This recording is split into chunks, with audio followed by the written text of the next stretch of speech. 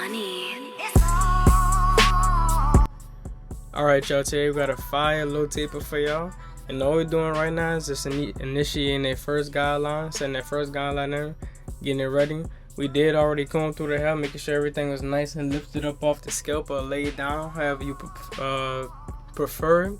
But we comb it out, we like to comb it out on this channel, just to have everything lifted off so we can, you know, if you choose to cut it down or not. But we didn't cut anything down because this client did not want to. And all we're doing is we set our guideline in, our first guideline with the lever all the way closed, and we open it all the way up, creating our second guideline. And now we're just closing that lever, you know, moving the lever up slightly each notch so we can do our fade down process. Now we're starting with our number 2 guard, and we're just fading down, just notching the lever close and close and close all the way till it's, when I say close, I'm not meaning like pushing the lever down, I mean pushing the lever up, making it making the hair less, so the hair that we're cutting is less than what we first started. And that's the process of fading down. You start from the highest point or the highest guard that you could possibly use, and you just fade into to no guard.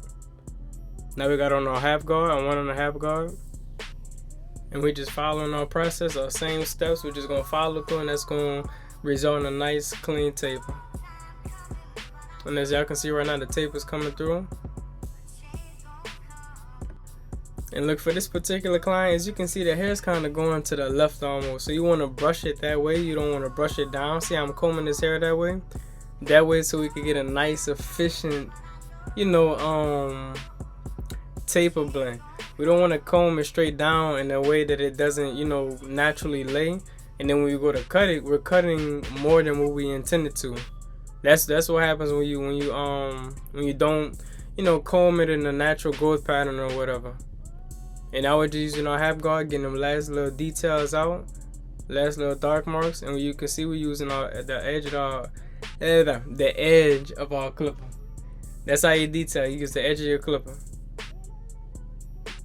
Now we did leave a lot of bulk at the top. Now we're about to blend all that bulk into the taper. Now all we're doing is getting the 3 guard, and we're just going down. Then we're getting the 2 guard, going down. Then we're gonna stop with the 1.5, or we might stop with the 1 guard. And that's just to get the top of the hair into the blend. As y'all can see, it's about to come together. And then we're gonna use our rake technique. Our rake technique gonna bring everything together. And now we're just doing a little bit of point cutting, detailing, getting all that detail working now.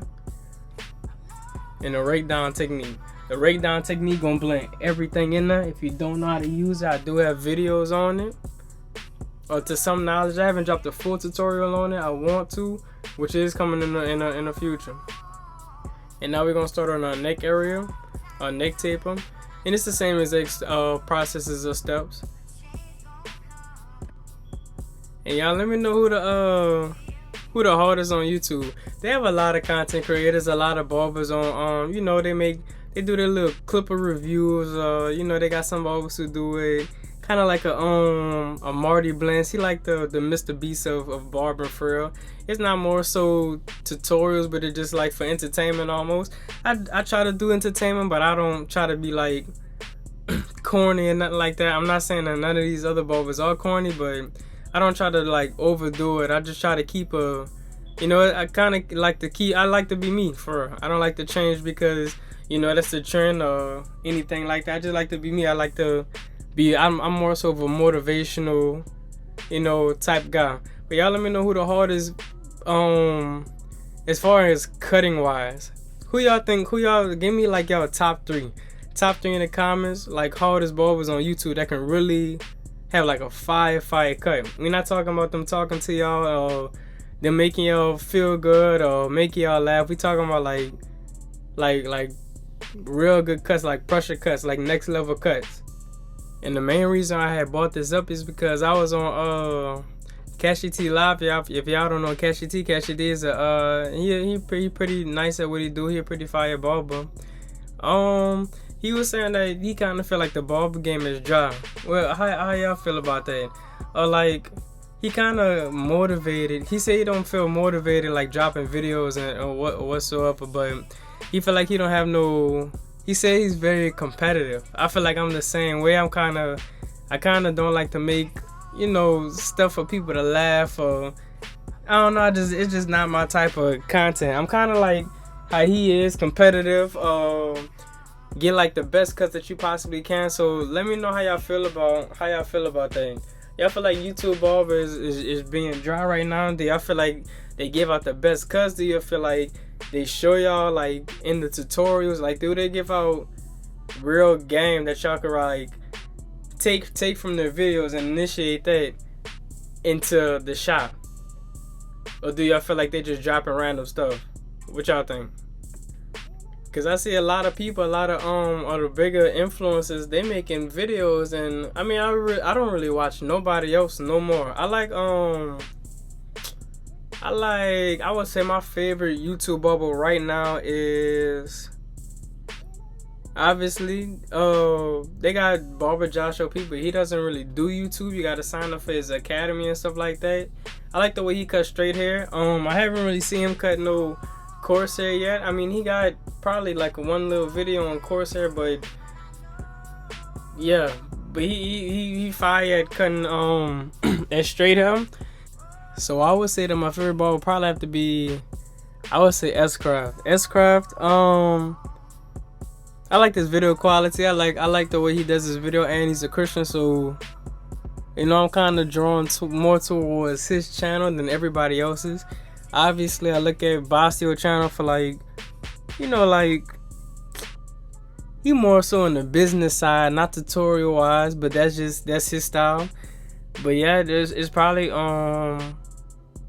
S-Craft, and that's really it. I used to like Beam, but I don't know. I don't know, but Beam fire, but that's just not my cup of tea right now. And look, as we faded the back, how you get this bulk out is exactly how we got it out on the side tapers. And all we're doing is just going down, starting on 3 guard or a 2 guard, whatever the hair's length is at. Like, let's say we cut his hair down to a 2 guard, then we will start the debulk with a 3. Even though a 3 won't necessarily cut it down, we just want to ensure that we're not cutting too much off, because then we'll have to redo the whole entire fade. And you don't want to be the barber taking an extra 10-15 more minutes just to redo the whole entire fade. You don't want to do that. And every time we go down with a guard, like we're doing 3 guard, 2 guard, 1.5, 1 guard, we're going down into the fade or into the taper, into the blend, as I would say. And that's how you get that bulk from the top of the hair and blend it in with the taper part. But yeah, I do feel like a lot of the bigger influencers, they kind of just drop, I don't know, they steps. Like me, I use the same exact steps every single video, every single haircut. There's no changing my steps because it works. It's clear as day that it works for, I don't know if y'all tried these steps yet, but I'm pretty sure day to day I get clients coming, I get clients driving an hour to come get their haircut by me. So these steps are having fire, you know, it's getting me places. I only been cutting hair for 3 years, so but this is going on my 3rd year for real. So it's got me a long way, and I know these steps work because my haircuts do come out pretty fire. But I feel like a lot of the bigger influencers, they be having all of these extra steps that you gotta do. Some of them, they go all the way up into the fade, and they tell you, okay, 1 guard, 2 guard, 3 guard, leave these lines, come back, fade it off, and then you gotta go back and then refade them lines in because you created more lines. I feel like that's not an efficient way, especially for somebody that's trying to learn how to cut hair. I feel like just doing the same exact stuff over and over and over again, you get used to the steps, and especially if the steps work. And then when you get used to it, you start adding on or taking little bits and pieces from other barbers that you like, and you like their style or whatever. So you take some bits and pieces from them so you can have your own product or your own look. Because every barber has their own signature look. A lot of other barbers, they really don't. There's no, like, I've never seen barbers cuts that like really look the same for real. Everybody has their own signature look, and you got to develop your own signature look. That's how you can tell. Like if one of my clients was to walk inside the store, my clients didn't told me before, somebody walked up to them and were like, okay, you got your haircut by HYB, and they already know that it's one of my cuts, because my cuts have a signature look. It's my own signature style, it's my own signature look, and that's something that you got to develop. So you can't just walk around like my big thing about it. You can't just have a fire personality and just cutting hair. That's not, bro. That's not. It's barbering, but it's not like barbering for real, bro. We in here to get good at cutting hair. Who settles for average? I can never be the person to sit there and settle for average or just to get by just because my clients like the cut. If I know the cut could be better, bro, man, I'll make the cut better. There's no matter of fact, there's no client that ever sat in my chair and I was like, okay, I'm about to give him this cut, and it's not about to be my best potential cut that I could possibly give on him. That's something that will never happen. I'm a very competitive person. I battle against myself. I don't battle with nobody that lives around me right now. Is me versus me, if you really want to be honest. I'm not about to give nobody no bad cut. I don't need nobody walking out my shop and gossiping, talking about they line up crooked or they line up slanted, or the blend not all the way okay. Even though some clients they fine with that, some clients don't even know. The majority of your clients, they won't know. A lot of my clients do know what a good haircut is, and I want to say that kind of pushes me to get better. It has pushed me to get better because I'm in a suite by myself, so I have no peers or no older barbers to guide me or to show me the way. Or if this wrong, I can't go sit there and run to nobody to get it done correctly. I'm in there on my own. I'm my own. I have to take responsibility of the mistakes that I've made inside of the suite, which I don't push for everybody to go get a suite, because things like that can happen. If you don't have the right knowledge, then you're gonna have a mad client, or you might have to pay for somebody else's haircut. Or maybe that dude, female, hopefully you don't get beat up by no female.